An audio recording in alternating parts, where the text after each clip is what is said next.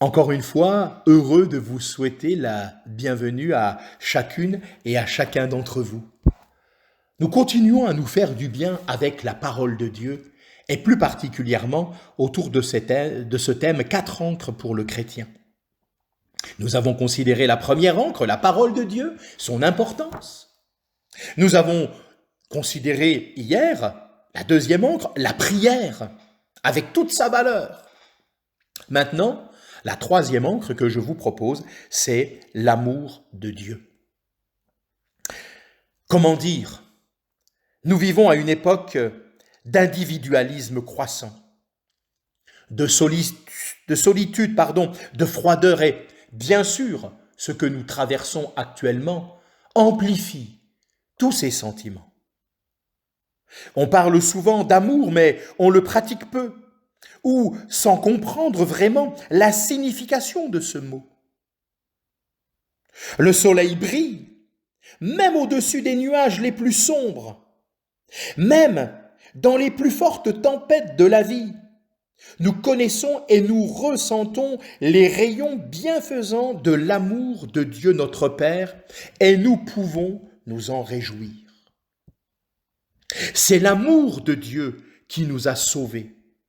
Selon la parole de Dieu qui dit « Dieu a tant aimé le monde qu'il a donné son Fils, Jésus-Christ, son Fils unique, afin que quiconque croit en lui ne meure pas mais ait la vie éternelle. » C'est lui, cet amour de Dieu, qui nous amènera jusqu'au but final. L'amour de Dieu, il est invariable, il ne change pas.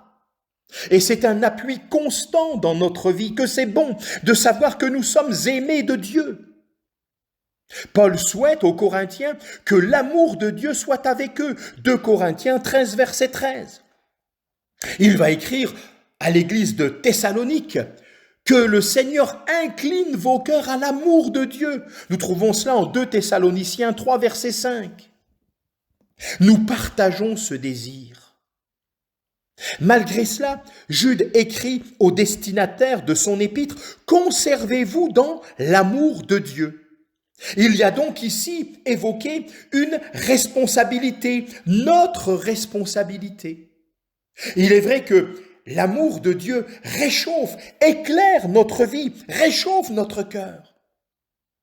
Mais il est tout aussi vrai que nous devrions éprouver cet amour tous les jours et nous en réjouir.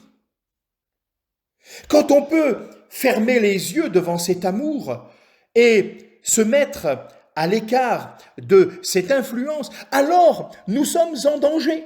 Mais nous pouvons aussi avoir dans notre cœur cet ardent désir, eh bien que, oui, permettez-moi, une bûche soit ajoutée là à ce feu de cet amour qui réchauffe notre cœur, afin que non seulement il ne disparaisse pas, qu'il ne diminue pas, mais qu'il soit ravivé. Que Dieu vous bénisse et en cette journée que vous puissiez goûter à son amour inconditionnel.